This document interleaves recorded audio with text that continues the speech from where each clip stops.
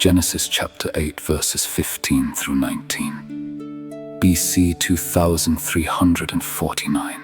And God spake unto Noah, saying, Go forth of the ark, thou, and thy wife, and thy sons, and thy sons' wives with thee. Bring forth with thee every living thing that is with thee, of all flesh, both of fowl and of cattle, and of every creeping thing that creepeth upon the earth, that they may breed abundantly in the earth, and be fruitful, and multiply upon the earth. And Noah went forth, and his sons, and his wife, and his sons' wives with him. Every beast, every creeping thing, and every fowl, and whatsoever creepeth upon the earth after their kinds, went forth out of the ark. Here is 1 Noah's dismission out of the ark, verses 15 through 17. Observe. 1 Noah did not stir till God bade him, as he had a command to go into the ark. So, how tedious soever his confinement there was, he would wait for a command to go out of it again. Note, we must in all our ways acknowledge God and set him before us in all our removes. Those only go under God's protection that follow God's direction and submit to his government.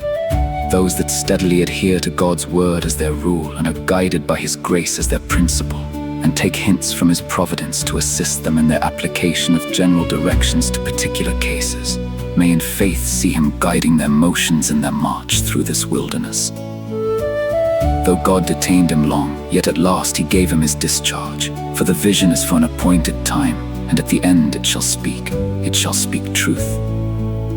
It shall not lie. 3 God had said, Come into the ark, which he says not come forth, but go forth, which intimates that God, who went in with him, stayed with him all the while, till he sent him out safely. For he has said, I will not leave thee. Some observe that, when they were ordered into the ark, the men and the women were mentioned separately. Thou, and thy sons, and thy wife, and thy sons' wives. Hence they infer that, during the time of mourning they were apart, and their wives apart. Zechariah chapter 12 verse 12. But now God did as it were new marry them, sending out Noah and his wife together, and his sons and their wives together, that they might be fruitful and multiply.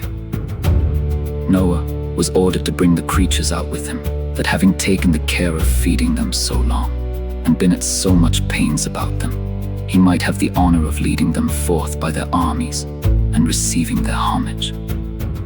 To Noah's departure when he had his dismission, as he would not go out without leave, so he would not, out of fear or humor, stay in when he had leave, but was in all points observant of the heavenly vision, though he had been now a full year and 10 days a prisoner in the ark.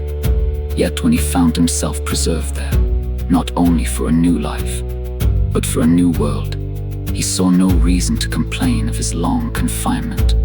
Now observe.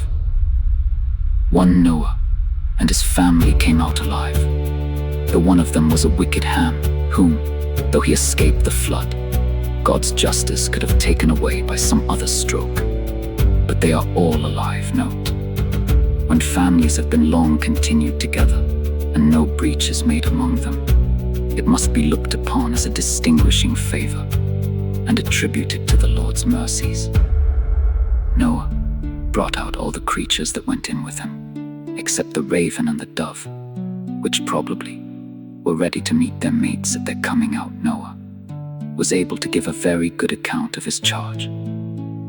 For of all that were given to him, he had lost none, but was faithful to him that appointed him. Pro hac vice. On this occasion, high steward of his household.